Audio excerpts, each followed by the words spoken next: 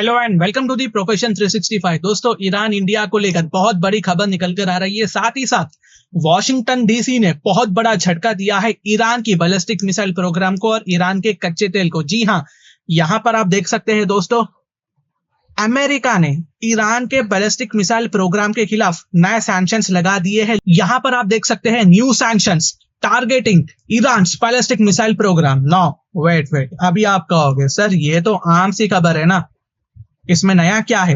हर दिन हमें ये खबर देखने को मिलती है। दोस्तों, मैं आगे कहूंगा कि ये इंडिया की इकोनॉमी के एंगल से कैसा इंपॉर्टेंट होता है, किस तरह अमेरिका इंडिया को परेशानी में डाल रहा है ईरान को टारगेट कर कर। ये एक्शंस डायरेक्ट ईरान के इस्लामिक रेवोल्यूशनरी गार्ड कॉर्प्स यानी आईआरजीसी को टारगेट करने किया गया है। यहां पर आप देख सकते हैं ingredients on behalf of Iran Islamic revolutionary guard corps IRGC. ये वही ग्रुप है दोस्तों जो ईरान की मिलिट्री, पॉलिटिक्स और ऑयल ट्रेड में गहरी पकड़ रखता है। आप इमेजिन कीजिए, जब आईआरजीसी पर सैंक्शंस लगेंगे तो ईरान के ऑयल एक्सपोर्ट्स किस तरह से अफेक्ट होंगे, स्पेशली ग्लोबल ऑयल मार्केट और ग्लोबल सप्लाई प्रोडक्शन पर कैसा ह्यूज नेगेटिव इंपैक्ट पड़ेगा। क्या होगा वो देशों का जो इनडायरेक्टली ईरानियन ऑयल को ब्लैक मार्केट से परचेस करती है। एग्जाम्पल, चाइना अपने नीड्स को पूरा करने ईरान का कच्चा तेल खरीदता है ब्लैक मार्केट के जरिए। दोस्तों, जैसा कि हम सब लोग जानते हैं, ऑयल दुनिया की एक ऐसी लोती चीज है दोस्तों जिसे लॉजिस्टिक, एनर्जी, मशीनरी और ट्रांसपोर्टेशन इसके इस्तेमाल के लिए किया जाता है। अगर ऑयल सेक्टर पर अटैक होता है तो बहुत सारे इंडस्ट्री पर इसका नेगेटिव इंपैक्ट पड़ेगा, बंद भी हो सकती है इंडस्ट्रीज। यहां पर चाइना बहुत बुरी तरह से फंस चुका है दोस्तों, क्योंकि ज्यादातर 90% ईरान का ऑयल चाइना ही खरीदता है। और अगर चाइना को यहां पर प्रॉब्लम होती है कच्चा तेल खरीदने में तो प्रोडक्शन कॉस्ट बढ़ जाएगी। और हम जैसा कि जानते हैं चाइना के ही प्रोडक्ट्स परचेस करते हैं, चाहे हम कितना भी कोशिश कर लो गाइस, हम चाइना को इग्नोर नहीं कर सकते। यहां पर चाइना हो सकता है कि अपनी कीमतें बढ़ा दे और हमको बहुत ज्यादा पेमेंट करना पड़े। वेल गाइस, यहाँ पर चाइना बहुत बुरी तरह से फंस चुका है। कैसा फंस चुका है, यूएसए ने क्या किया वो मैं आगे बोलूंगा। इसकी टाइमिंग बहुत ज्यादा मैटर करती है दोस्तों। क्या? इसकी टाइमिंग बहुत ज्यादा मैटर करती है। जब ये पूरे ईरान पर सैंक्शंस लगे हैं ना, तो ईरान ने क्या किया, इंडिया को आना सोचा। जी हाँ, यहाँ पर आप देख सकते हैं ईरान के फॉरेन मिनिस्टर अब्बास अरगची ये इंडिया को आने वाले हैं जयशंकर साहब से मिलने के लिए। लेकिन यहाँ पे आप देख सकते हैं ये 8 मई के दिन आने वाले हैं। हालांकि कोई ऑफिशियल कंफर्मेशन तो नहीं हो रहा है, लेकिन बैक चैनल्स के थ्रू ये मालूम किया जा रहा है कि ये कैसा भी करके इंडिया आने वाले हैं। लेकिन दोस्तों, यहाँ पे बोला जा रहा है कि ये सिर्फ पहलगाम जो इंसिडेंट हुआ है इस पे बातचीत करेंगे, इंडिया और पाकिस्तान के बीच में नेगोशिएट करवाएंगे। लेकिन इसके पीछे बहुत सारे रीजंस है। यहाँ पर ईरान को बस एक मुद्दा चाहिए था इंडिया को आने का, क्योंकि बहुत सारे जो यूरोपियन देश है, वेस्टर्न कंट्रीज है, ईरान को घेर चुके हैं। ईरान को एक रिलायबल पार्टनर की जरूरत है और वो है इंडिया। चाइना से भी अब नहीं हो सकता, नहीं जम सकती, तो ये सीधा इंडिया को आने वाले हैं। बहुत सारे बात होगी, लेकिन ये इंडिया आने से पहले ना बहुत सारे इश्यूज क्रिएट हो चुके हैं। 30 अप्रैल को, ठीक है, 30 अप्रैल को खबर आती है कि ईरान, यूके, फ्रांस, जर्मनी यानी यूरोप यूनियन 3, E3 भी कहा जाता है इन्हें, यूके, फ्रांस, जर्मनी के साथ एक मीटिंग होल्ड करने वाले थे आज के दिन, यानी कि 2 मई के दिन, जो फ्राइडे है। लेकिन ऐसा नहीं होता है। क्यों नहीं होता है? क्योंकि आज 2 मई को, यहाँ पे 1 मई है, एक दिन पीछे है, लेकिन टाइम के हिसाब से आज फ्रांस कहता है कि यूरोप ईरान के बीच में मीटिंग नहीं हो सकती, क्योंकि ईरान ने यूएस के साथ न्यूक्लियस जो टॉक थे, जो राउंड 4 था, उसको सस्पेंड कर दिया है। राउंड 4 को सस्पेंड कर दिया, इसलिए जो यूरोपियन कंट्रीज है वो अब ईरान के साथ बातचीत नहीं करेंगे। पहले ये कह रहे कि आप यूएस के साथ बातचीत करो, फिर हमारे पास आओ। अब 1 मई 2025 राउंड 4 जो है पोस्टपोन हो जाती है यूएस और ईरान के बीच में। क्यों होती है? क्योंकि अगर आप बैकग्राउंड देखोगे ना दोस्तों, सब कह रहे हैं कि भाई मीटिंग बहुत अच्छा गई यूएस के साथ, सब बहुत अच्छा चला। लेकिन दोस्तों, बातचीत खराब हो चुकी है। यहाँ पर डोनाल्ड ट्रंप, ये जो डोनाल्ड ट्रंप है ना, डोनाल्ड ट्रंप चाहते हैं कि ईरान, तुम अपना न्यूक्लियर प्रोग्राम रोक दो, कंप्लीटली खत्म कर दो, शट डाउन कर दो, हम आपके ऊपर से सैंक्शंस थोड़े बहुत जो भी हो सके हटा देंगे। लेकिन ईरान कह रहा है कि हम कुछ और भी बात कर सकते हैं, हमारा जो पर्पस है न्यूक्लियर बनाने का, हमारा जो न्यूक्लियर प्रोग्राम का पर्पस है वो सिर्फ सिविलियन पर्पस के लिए, बॉम्ब के पर्पस के लिए नहीं है। हम यूरेनियम एनरिचमेंट को कम नहीं करेंगे, नहीं रोकेंगे। डोनाल्ड ट्रंप कहता है कि आप जो यूरेनियम एनरिच हो चुका है, जो आपने 60% जो भी अचीव किया है उसको या फिर डिस्ट्रॉय कर दो या फिर एक थर्ड पार्टी कंट्री को दे दो। लेकिन ईरान ऐसा नहीं करेगा। लेकिन ये बहुत बड़ी कंडीशन थी डोनाल्ड ट्रंप की, लेकिन ईरान ऐसा नहीं सोच रहा है। तो यहाँ पे बातचीत अब खराब हो चुकी है। यहाँ पे बातचीत अब आगे बढ़ने वाली नहीं है दोस्तों। किसी ना किसी को यहाँ पे कॉम्प्रोमाइज करने की जरूरत है। तो इसलिए जो है ईरान ने इसको टाल दिया, डिले कर दिया। डोनाल्ड ट्रंप को ये अच्छा नहीं लगा, इसलिए डोनाल्ड ट्रंप ने क्या किया, सीधा आया यहाँ पर सैंक्शंस लगा दिए ईरान पर।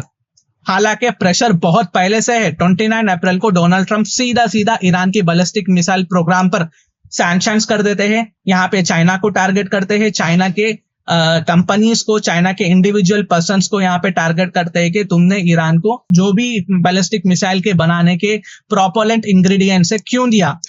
डोनाल्ड ट्रंप ने सवाल कर यहाँ पे सैंक्शंस लगा दिया। अब नेक्स्ट डोनाल्ड ट्रंप ने क्या किया, डोनाल्ड ट्रंप ने सीधा सीधा ईरान के ऊपर सेकेंडरी सैंक्शंस लगा दिए।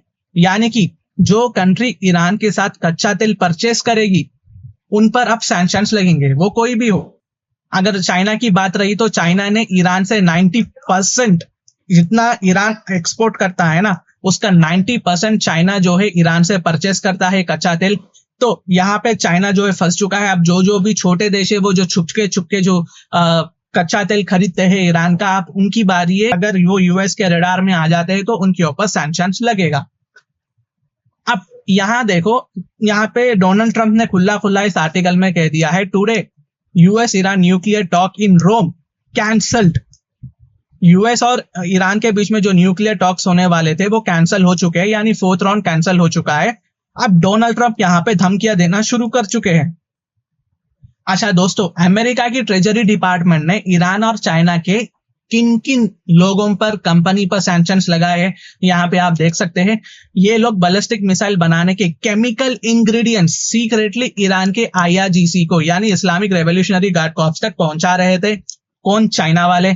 केमिकल्स जैसे कि सोडियम परक्लोरेट और डाइऑक्टिल सेबेकेट जो सॉलिड रॉकेट फ्यूल बनाने में यूज होता है, सीक्रेटली चाइना से ये ईरान भेजा जा रहा था। और इसके प्लेयर्स कौन है देखो, ईरान की कंपनी सामान तिजारत बर्मन ट्रेडिंग कंपनी, ये जो है परचेस कर रही थी और ये परचेस कर IRGC को देती है। और चाइना की जो लॉजिस्टिक कंपनी है शेंजन आर्मर लॉजिस्टिक को लिमिटेड, ये इसका काम कर रही थी। लेकिन और जो असल केमिकल सप्लायर्स है ना, वो है डियोंगिंग वेआईएन केमिकल और दूसरा है यालिंग चुआंगशिंग एक्सेट्रा। लीगल बेस, ये एक्शन एग्जीक्यूटिव ऑर्डर 13,382 के तहत लिया गया है, जो WMD यानी कि वेपन्स ऑफ मास डिस्ट्रक्शन और मिसाइल प्रोग्राम से लिंक्ड लोगों को पनिश करता है। दोस्तों अब क्या होगा कि जो भी इनके जो असेट्स है ना यूएस के अंदर, जो भी इनके जो प्रॉपर्टीज है वो सबको सीज किया जाएगा। भले ही उनके पास 51 या 60 के ऊपर ओनरशिप हो, सबको सीज किया जाएगा। यूएस सिटीजन्स को मना किया जाएगा कि इनके साथ कुछ भी आप जो है ट्रेडिंग या बिजनेस ना करे। अगर वो करते हैं तो उनके ऊपर सिविलियन या फिर एक क्रिमिनल केस भी फाइल हो सकता है। लेकिन अगर हम इंडिया की बात करें ना, इंडिया के ऊपर क्या फर्क पड़ेगा, वो मेन इंपॉर्टेंट है। यहाँ पर ईरान और इंडिया को एक बहाना चाहिए था विजिट करने का, क्योंकि वेस्टर्न कंट्री सवाल करेगी ईरान से कि ईरान तुम क्यों गए थे इंडिया, जबकि हम न्यूक्लियर टॉक कर रहे हैं, तुम्हारे पास इतना बड़ा काम है, लेकिन तुम सब छोड़ छाड़ के इंडिया क्यों गए, ये क्वेश्चन आएगा। तो पहलगाम का एक हो सकता है, हमारा काम देखो डॉट टू डॉट कनेक्ट करना है। पहलगाम एक मुद्दा था जिसकी वजह से वो इंडिया आ सकते थे, लेकिन हम डॉट टू डॉट कनेक्ट करें। अगर मैं असली विजिट के बारे में बोलूं जो बैकडोर में होती है, ईरान भी ये बात जानता है कि पाकिस्तान की मिसाल कुत्ते की दुम टेढ़ी की तरह है, पाकिस्तान नहीं सुधरेगा। यहाँ पे ईरान कह रहा है कि वो पाकिस्तान और इंडिया के बीच में नेगोशिएट कराएगा, लेकिन ईरान को भी इसका रिजल्ट मालूम है, वो बार बार ऐसे ही वायलेशन करेगा, क्योंकि ये उसके साथ भी हो चुका है। पास में पाकिस्तान ने ईरान पर भी बमबारी की थी, तो ये ईरान को अच्छी तरह से पता है। लेकिन अगर यहाँ पर ईरान के फॉरेन मिनिस्टर इंडिया आ रहे हैं तो बहुत वेरियस इशू पर भी बातचीत होगी दोस्तों। पहलगाम सिर्फ एक मुद्दा हमें जो है मीडिया में दिख रहा है, लेकिन बहुत से जो चीजें हैं वो होने वाले हैं। यहाँ पर दूसरा एंगल भी आता है दोस्तों। सेंट्रल एशिया की जियोपॉलिटिक्स को लेके ईरान और इंडिया दोनों की शेयर्ड इंटरेस्ट है, ठीक है। चाबहार पोर्ट का डेवलपमेंट एक इंपॉर्टेंट प्रोजेक्ट है दोस्तों, बहुत ज्यादा इंपॉर्टेंट प्रोजेक्ट है इंडिया और ईरान के बीच में, जो इंडिया को अफगानिस्तान और सेंट्रल एशिया के लिए रूट ट्रेड भी प्रोवाइड करता है, ठीक है। हम इसे इग्नोर नहीं कर सकते। यहाँ पर इंडिया ने बिलियंस ऑफ डॉलर्स का पैसा बहाया है और ये पाकिस्तान के ग्वादर पोर्ट को टक्कर देता भी है। ईरान के फॉरेन मिनिस्टर इंडिया के साथ इस प्रोजेक्ट को और भी ज्यादा डेवलपमेंट करने के लिए भी इंडिया आकर डिस्कस कर सकते हैं। अगर आप ही सोचो, ईरान के फॉरेन मिनिस्टर इंडिया आ रहे हैं और चाबहार पोर्ट डिस्कस ना हो, ऐसा हो ही नहीं सकता दोस्तों, क्योंकि चाबहार पोर्ट सेंट्रल एशिया को टच करने के लिए इंडिया की जान है। हम इसे इग्नोर बिल्कुल भी नहीं कर सकते और चाइना के ग्वादर पोर्ट को टक्कर देना इंडिया का एक बहुत बड़ा मकसद भी है। यहाँ पर ईरानियन ऑयल का भी इशू आता है दोस्तों, ठीक है।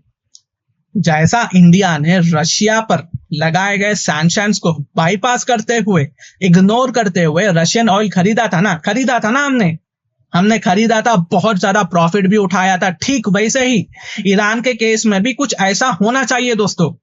ट्रंप ने जो ईरान पर सैंक्शंस लगाए थे ना, उनको इग्नोर करते हुए इंडिया को अपनी एनर्जी सिक्योरिटी के लिए ईरान से ऑयल खरीदना पड़ सकता है और इंडिया को खरीदना भी चाहिए। ठीक वैसे ही दोस्तों, जैसे दूसरे कंट्रीज जैसे रशिया और चाइना सैंक्शंस को इग्नोर करते हुए अपनी जरूरत को पूरा करने के लिए आगे बढ़ रहे। चाइना का बहुत बड़ा एग्जाम्पल है दोस्तों। यहाँ पर आप देख सकते हैं, ईरान ने $4 बिलियन के ऑयल फील्ड डील किया है रशिया के साथ, जो कि इनके जो टाई से और भी ज्यादा मजबूत कर रहा है। यहाँ पर Iran China 25 years corporation programme भी हुआ है चाइना के साथ, यानी कि रशिया भी ईरान के साथ एक्टिव है, चाइना भी एक्टिव है। अगर इंडिया इस मामले में पीछे रहा तो हम अपनी पकड़ लूज कर सकते हैं दोस्तों। चाइना का बहुत बड़ा एग्जाम्पल देता हूं। अभी आप लोग बोलोगे दुनिया को चाइना की जरूरत है, चाइना को दुनिया की नहीं, लेकिन दोस्तों हमारे देश की भी तो इंडस्ट्रीज है ना।